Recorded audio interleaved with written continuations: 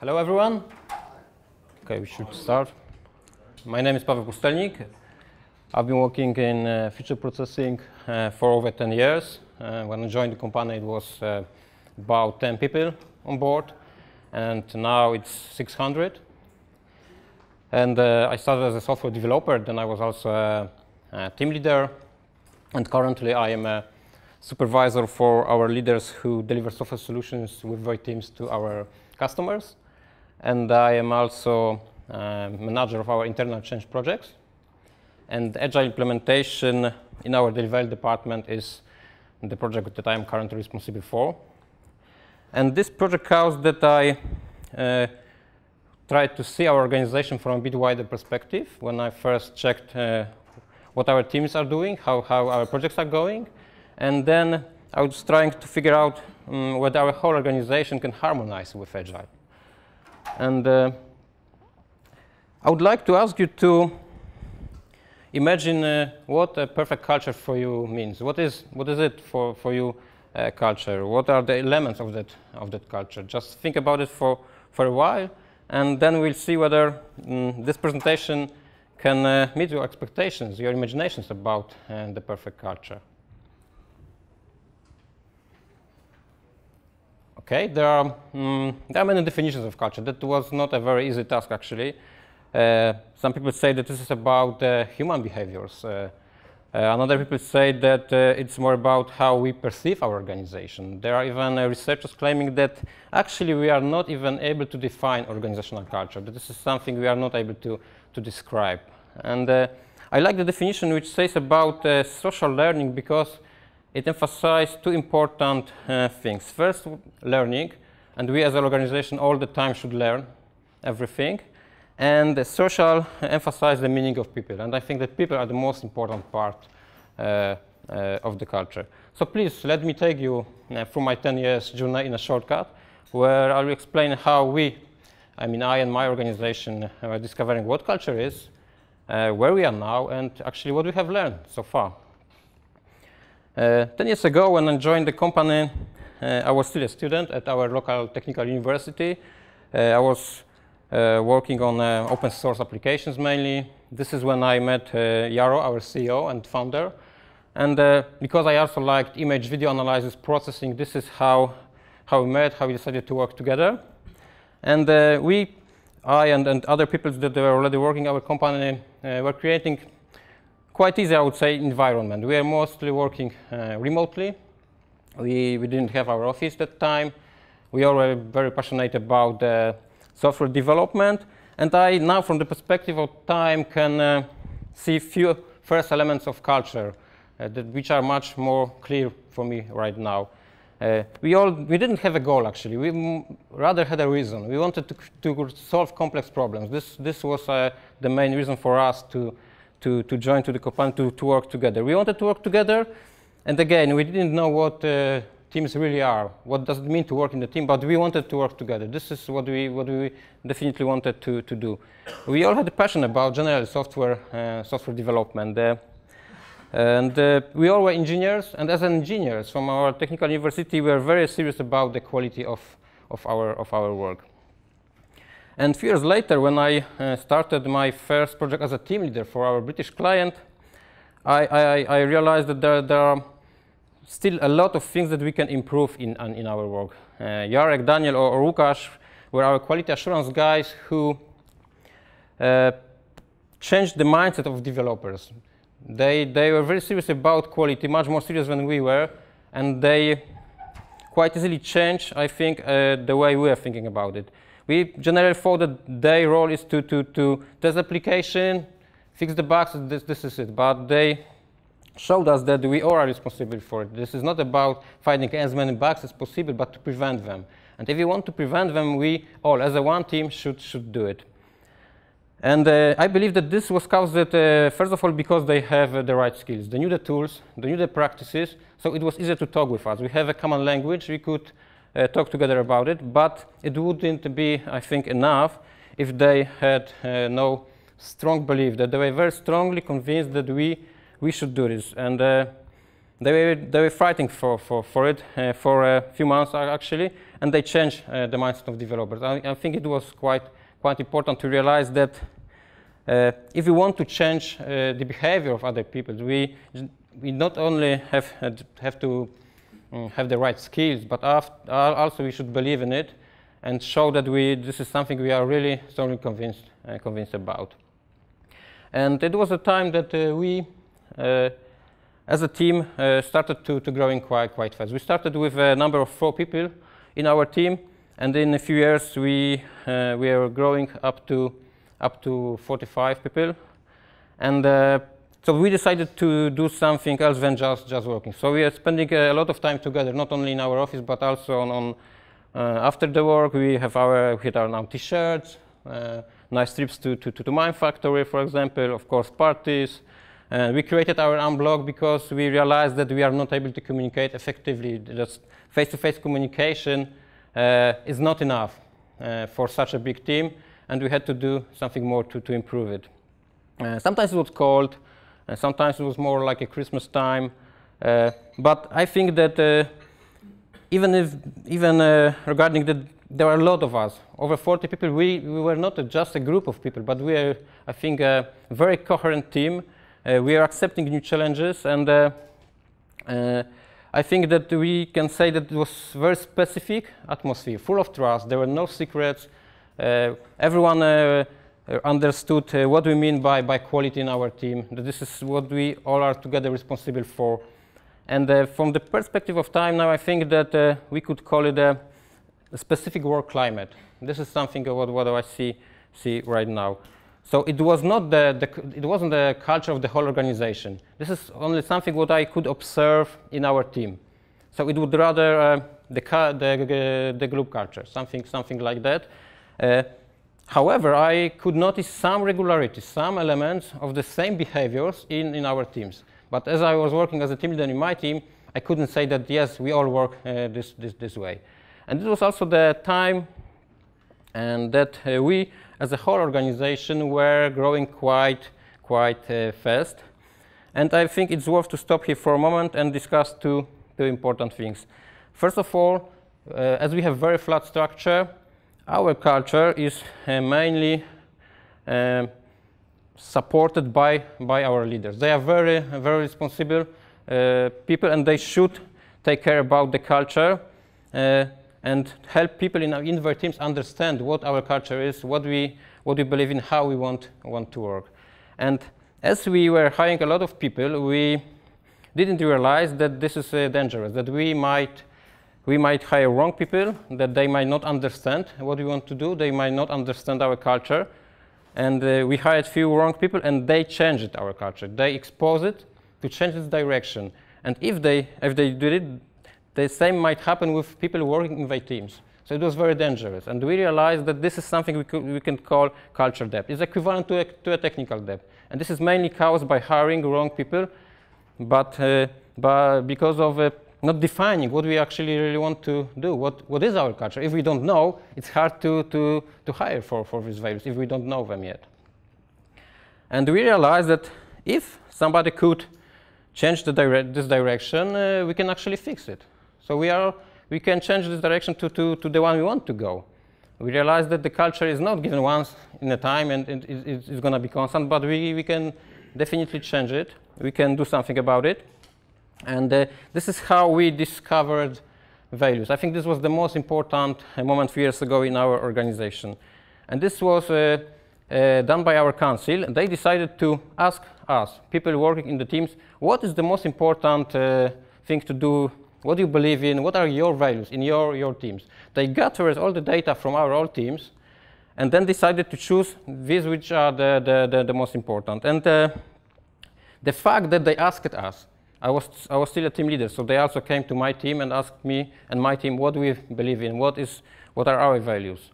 And the fact that they did it was, I think, extremely important because they involved all people in the process of creating our culture at the top level. And once we gave them the data, they gathered it from all other teams, and then they simply decided how we can now choose the most important values, how we should choose the most important from this all data that they have. And the lessons learned we have here are that, first of all, we should distinguish values and virtues. Honesty is a good example of virtue, but it's not the best candidate for a value. Value is something where we spend our mind share, our time, but also our money. And this was the first lesson. Another one was that people generally are not able to focus on too many things. This is why we shouldn't have 10 values, for example, because it's hard to think about all of them. It's hard to see them in our organization. This is why we decided to choose 5. It was quite a good number for us. And when we decided to choose these values, it was also important to have some of them which are already very regular in our organization, which we are very proud of, and we see that they really work in all of the teams. But we also decided to choose two values which we only see symptoms. They were not in all of the teams, but we realized that they are important. They can improve our organization if only we make sure that they are in all other teams as well. And from the perspective of time, when I now look at this, what happened, I think that it was very important only because values are like a cultural DNA.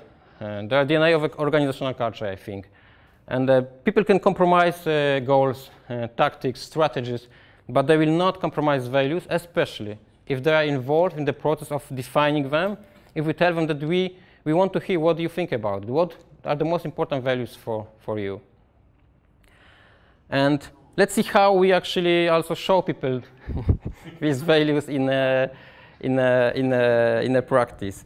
Well, first of all, we changed our recruitment process. Now we in the beginning, when we have a potential candidate, we explain them what is important for us, how we want to work, why quality is important for us, why we want to work in teams, what team spirit means for us. And this is important because not everyone wants to work in such an environment. Not everyone is a good candidate. And this is also important for these people to understand that maybe our organization knows the best, it just knows the best one for them. They might not fit to us. And once we hire somebody, we also have a FP Adventure program, which is created by our culture department. And it consists of a series of trainings where we explain people what is our philosophy, what our values are, what is the mission, vision. And this is important because people might misunderstand something. We all have our own culture maps. When we join the company, we all have our own experiences. And because we have our own culture map, we might have a misperception of something. We see some regularities, some behaviors in the organization, but we might have a wrong perception because we use our own maps. And this is why we decided to focus so strongly in the beginning in explanation of what our culture is and created this program. We also have a lot actually of culture books. This is how people call it. And we have one which is official, where we explain a lot of things about our company, but the one which I personally love the most is Mythology FP. It is a book which was created by people in our organization. This was actually a gift to our CEO, which we gave him on Christmas last December. And this book, it is over 150 pages, if I remember correctly. And it contains the real stories written and described by our people.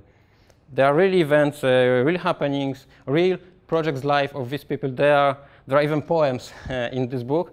And I think this is very important because it builds very strong identity through these people. And especially for new people joining our company, they see that we are not only saying that this is our value number 1, 2, or 5, but we really see them in practice, and people are very open. They can tell you about it. They can share this knowledge. And once you read this book, you see, okay, they don't say something which actually doesn't happen. This is something real, and we can also be part of it.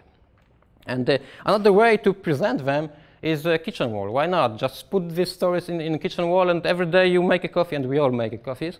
You can simply read it. It's also quite a good idea, I think.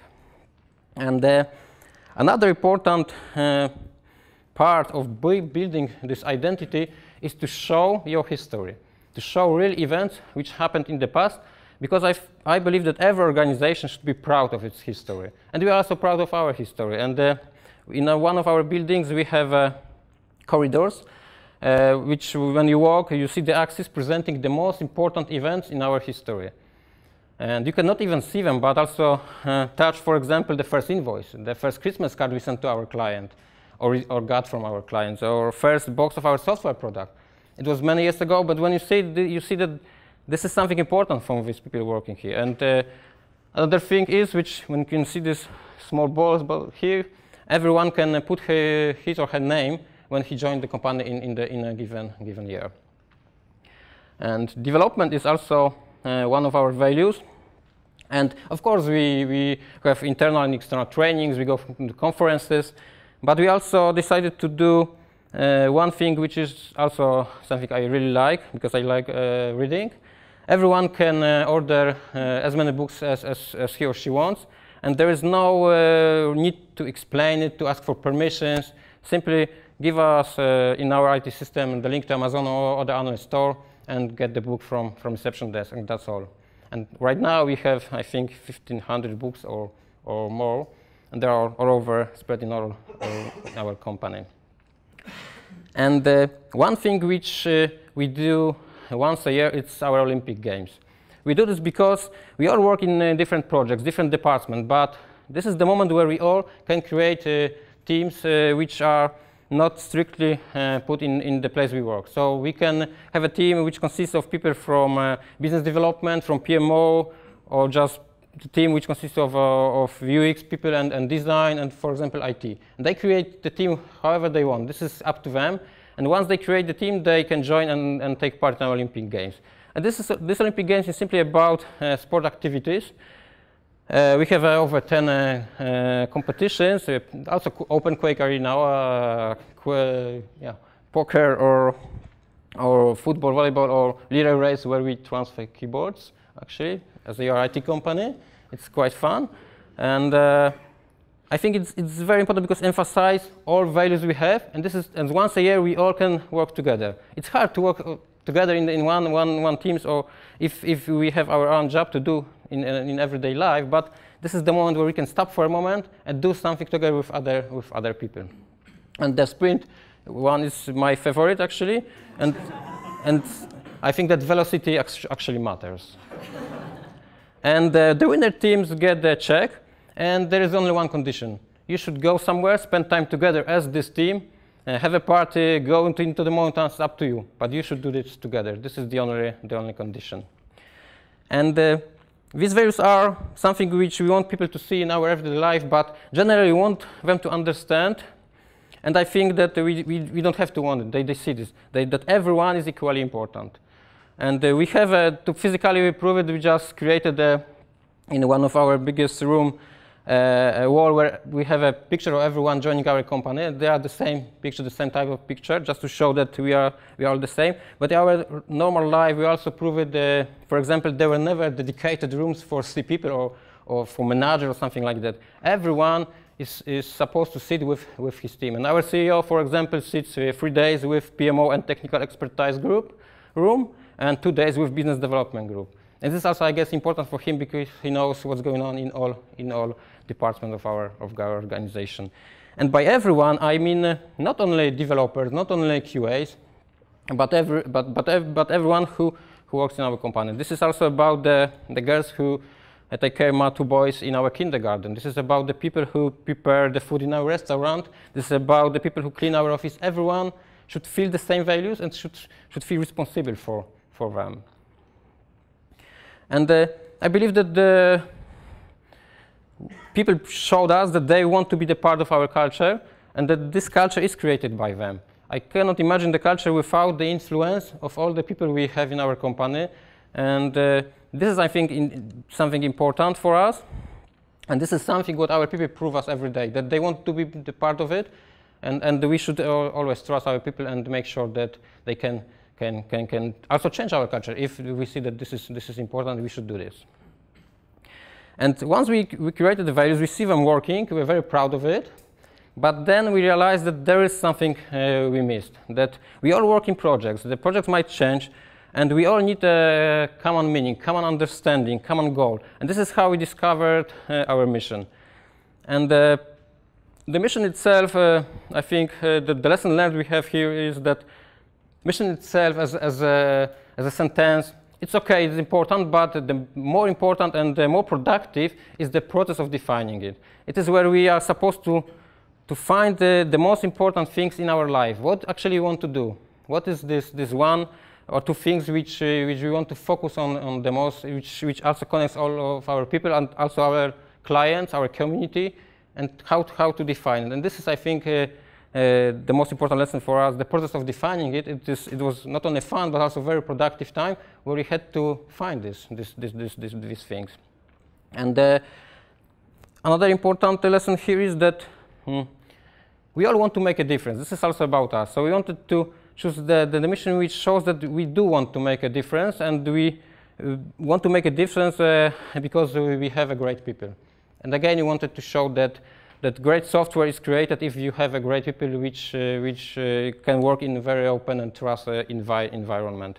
And it's also a good idea to visualize your mission, because sentence itself might look great in marketing materials, for example, but it requires a bit more explanations, I think. And we created 3-minute animated video where we simply explain our values, our mission, our goals, also our vision, where we want to be in 2 years and in 8 years, for example, just to make sure that people also know what's going on, just to make sure that they understand our organization. And this video is very, very popular. It's only 3 minutes, and I think it's the quickest way to show in a nice way what our organization is for people. And the last thing about culture is transparency. And we saw it in the first moment when we asked people for values defining. This was the first moment when we realized that this is very important. But now in practice, we do it through many different channels. One of it is our own TV news systems, where we put the most important information about our organization, just to make sure that everyone knows what's going on, not only in his or her project, but in the whole organization, just to make sure that we all know what's going on. We also have our company side, where we, again, want to be very transparent and show people how we, as a company, achieve our goals. If we have a happy team goal, how is it going? If we have financial success goal as well, is it this goal going? Do we have any problems with it? And we also show them how our internal change projects are going. If we decided to implement Agile in our delivery department, then let's say people, if we have a problems with it, and if they are, where these problems are, just to make sure that everyone understands what's going on. Okay. And twice a year, we also organize a company meeting where we summarize the last half of the year and also talk about the plans for the next half of the year. Once a year, we also try to invite someone who can inspire us. And it was, for example, Eugen Apello in December visiting us. And for people who are not able to join this meeting, we also try to record it and put it in our online website, just to make sure that they also do not miss anything. And my conclusion is that most companies, or many companies, have very similar values, actually similar missions, but the difference is how we implement them, how these things are actually executed. And this execution difference causes that every organization, every culture is actually definitely unique, I think. And many years ago, we thought that our goal was to maintain a startup culture. It was a great atmosphere in the beginning, and we said, okay, maybe in the future, when it's more of us, it's 300 or 400 people working with us, let's keep this maintain this startup culture. But it was not enough. It couldn't work that way. And we realized that we need to involve people in the process of defining our culture. And once we did it, we realized that now we are able to cultivate the culture which allows us to achieve our ambitions, goals, and dreams. Thank you.